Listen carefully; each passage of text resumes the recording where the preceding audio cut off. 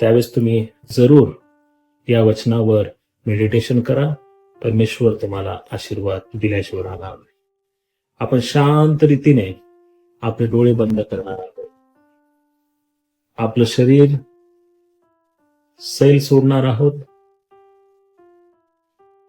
आपल्याला ज्या पद्धतीने बसणे शक्य आहे, सहजरित्या बसू शकता, त्या पद्धतीने आपण बसावं.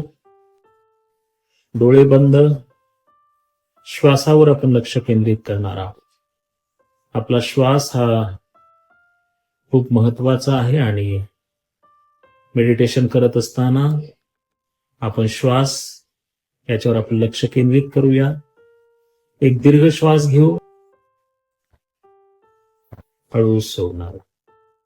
पुन्हा एक दीर्घ श्वास घेऊ, पुन्हा सोडणार आहे. त्याचा फायदा असा होतो की आपलं पूर्ण लक्ष आपल्याला मेडिटेशनवर लावता येतं. अतिशय शांत रीतीने